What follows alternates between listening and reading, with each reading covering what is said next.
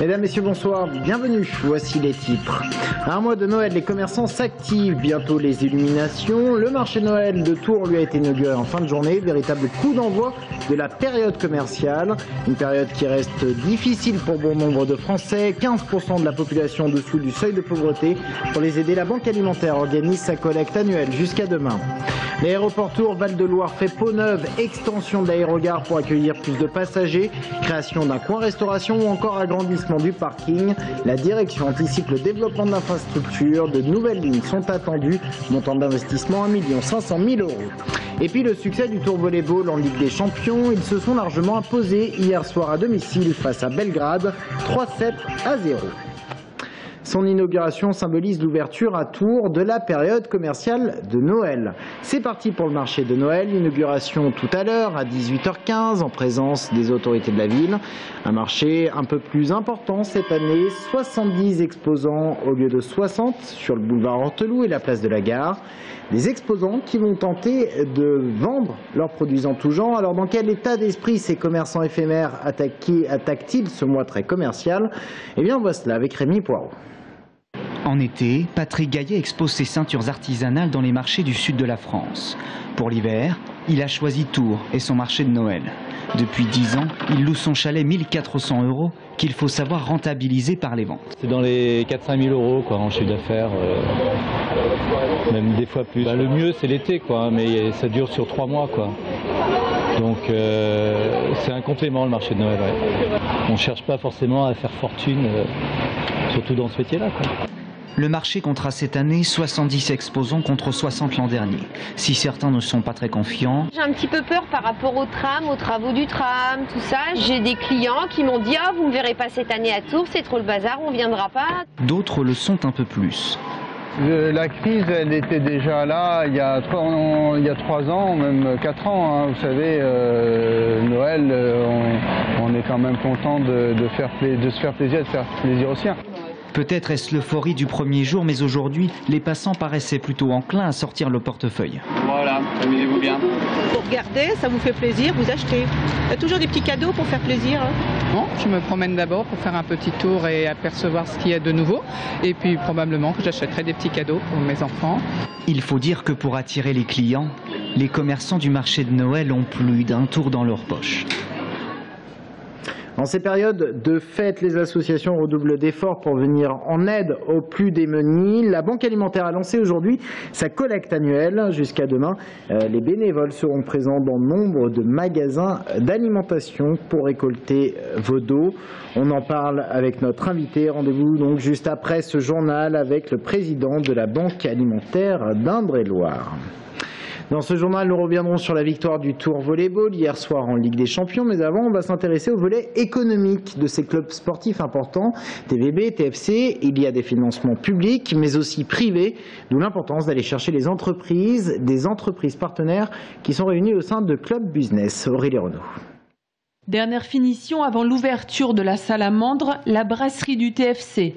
Parmi les 60 couverts, une table sera réservée aux entreprises partenaires du club. Son nom, la table ronde. C'est la nouveauté du TFC Entreprise. Le principe est simple, ce serait de proposer à nos partenaires, une fois par semaine, de venir nous retrouver et donc d'acheter, si je puis dire, entre guillemets, d'acheter la table et d'y retrouver certains de nos joueurs, certains membres du staff, et puis bien évidemment d'en profiter pour accueillir au sein de cette table ronde d'autres entreprises non partenaires par définition, mais dont le but bien évidemment serait de les intégrer à notre équipe de partenaires. Cette saison, le TFC mise donc sur le côté select et people de ses déjeuners pour attirer de nouveaux partenaires. Le TVB lui joue la carte de l'ancrage historique de son club entreprise, présent sur l'agglo depuis 1993 et garantit pratiquement à ses adhérents de faire des affaires. Je dirais qu'à partir du moment où on a un partenaire qui a une activité dont chaque partenaire peut avoir besoin, à partir du moment où celui-ci est présent à nos soirées, présent un petit peu au match et qu'il fait son travail de commercial, il arrivera forcément à travailler avec les entreprises du club. Enfin, au TFCE comme au TVBE, le ticket d'entrée est fixé à 4 000 € pour être partenaire. Il faudra en revanche investir plusieurs dizaines de milliers d'euros si les entreprises veulent voir leur nom affiché sur le maillot des joueurs. Et pour en savoir plus sur le business des clubs entreprises, rendez-vous ce soir à 21 h dans l'émission Éco, etc. L'aéroport de Tours fait peau neuve, 1 500 000 € investis pour l'extension de l'aérogare, en particulier l'arrivée de passagers, mais aussi la création d'un espace resto et le doublement du parc de stationnement, 430 places au lieu de 250. Écoutez plutôt le directeur de l'aéroport au micro de Rémi Poirot. Nous avons axé cette réorganisation, extension et rénovation sur le confort et la qualité de service que nous pouvons apporter à nos passagers. Nous sommes en contact avec d'autres tours opérateurs et d'autres compagnies pour développer du trafic au départ de l'aéroport de Tours. L'objectif, bien entendu, c'est de progresser sur les années futures et d'atteindre environ les 230 000 passagers à la fin de notre contrat de délégation de service public. Le deuxième forum de la création reprise d'entreprises en Indre-et-Loire, il est organisé par les 3 chambres des métiers, CCI et d'agriculture. La reprise d'entreprise, c'est un des grands mâles de l'Indre-et-Loire. Il y a peu de repreneurs et pourtant de nombreux patrons sont proches de la retraite. Lizzie Lambert. En octobre 2011, l'attellerie d'Espezel a été reprise par Guillaume Branché. À 40 ans, marié, 2 enfants, 20 ans de carrière en tant qu'acheteur aéronautique, technico-commercial et directeur de site, Guillaume décide de devenir gérant. J'ai toujours eu cette envie de créer ou de reprendre quelque chose. Ça m'a toujours été une obsession chez moi. J'ai réussi à entrer en contact avec M. Despezel qui vendait son entreprise et donc on a réussi à se mettre d'accord. L'Indre-et-Loire compte 27 000 entreprises. 40% de ces entreprises sont dirigées par des personnes de plus de 55 ans et devront donc trouver repreneurs dans les 10 années à venir. Les salariés sont les premiers concernés par ces reprises. On se pose beaucoup de questions, à savoir comment ça va se passer par la suite, si les choses vont changer. Mais bon, a priori, tout se passe très bien et puis la relève est assurée. Donc non, tout va bien. Jean-Louis travaille depuis 17 ans à l'attellerie. Lui et ses 3 collègues ont tous gardé leur poste. Le premier bilan de la société est positif avec un chiffre d'affaires de 650 000 € et le nouveau patron a déjà investi dans un camion et un banc de scie. Le but c'est d'évoluer. Moi j'aimerais arriver à peu près à ce qu'il soit d'ici quelques années 8, 9 ou 10 personnes à l'atelier, ce qui permettra déjà d'augmenter le chiffre d'affaires.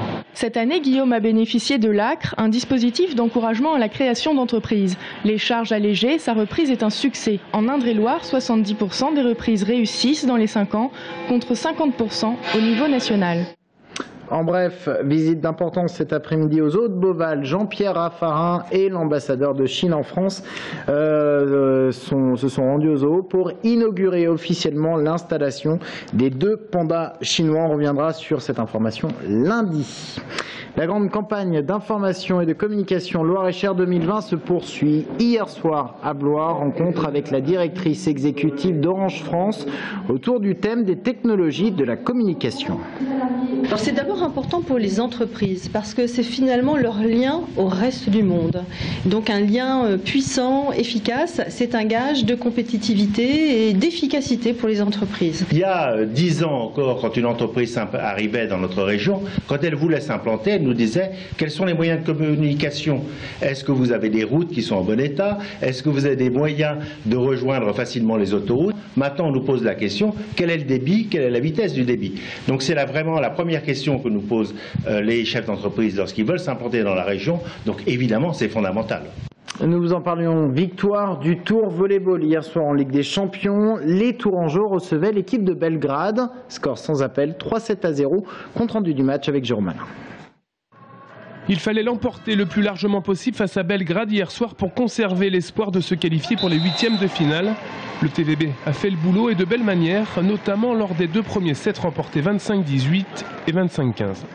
C'est le travail de l'équipe qui a fait que les sets ont été faciles, beaucoup d'engagement mental, beaucoup d'engagement physique, beaucoup d'applications sur ce qu'on avait mis en place ensemble, donc parfait quoi, 2 sets parfaits. À cette période-là, on se concentre beaucoup sur notre jeu, sur notre, on va dire, travail d'équipe, travail de groupe.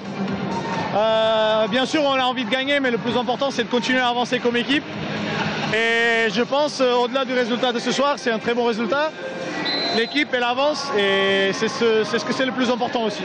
Face à Belgrade, qui certes n'est peut-être pas au niveau de cette Ligue des Champions, le TVB aura au moins eu le mérite de rester appliqué tout au long de la partie avec un Baranek efficace en attaque, auteur de 14 points hier soir. Il reste maintenant au moins 2 matchs en Ligue des Champions pour le TVB en Italie, le 5 décembre contre Trentino, l'ogre de cette poule C, avant de recevoir Kezirskinkole une semaine plus tard à Grenon, où la victoire la plus large possible sera nécessaire pour espérer une qualification au tour suivant. On va travailler pour surprendre un peu cette équipe polonaise, mais on sait que ça va être très très dur. Mais écoute, c'est le bonheur d'être en Ligue des Champions. Le TVB sera à nouveau sur le parquet dès ce samedi à 18h30, mais pour le compte du championnat contre Paris. Encore une fois, les joueurs de Mauricio Poes vont jouer 2 matchs en moins de 48 heures. Mais c'est le lot des grandes équipes. Reste à gagner ce week-end pour asseoir un peu plus leur place de leader. Le Tour Volleyball qui joue demain, cette fois-ci en championnat, avec un déplacement à Paris. On termine ce journal avec des rencontres qui ont lieu jusqu'à demain sur le site des tanneurs de l'Université François Rabelais. Rencontres sur le thème art et cuisine. Des rencontres qui se déclinent également en expo photo à la mairie de Tours. Aurélie Renaud. Pour certains, de la malbouffe, pour d'autres, une véritable gastronomie. La street food ou encore la cuisine nomade s'installe en tout cas dans le péristyle de l'hôtel de ville. Une quinzaine de clichés, résultat d'un concours lancé par l'emblématique Thierry Marx, ambassadeur de la cuisine moléculaire. Mi-artiste, mi-cuisinier, le chef étoilé présidera ce week-end les 8e rencontres François Rabelais autour d'un thème, l'art et la cuisine. Est-ce que réellement la cuisine est un art ou est-ce que simplement les arts sont rentrés dans la cuisine pour faire devenir la cuisine un art? Et la réponse? La réponse n'existe pas, j'espère, vu que le but c'est de débattre. Autour de la table, universitaires, communicants ou journalistes sur le site de la faculté François Rabelais, des rencontres également ouvertes au grand public. Fin de cette édition, merci de l'avoir suivi. Dans un instant, on reparle de la collecte alimentaire. Restez avec nous.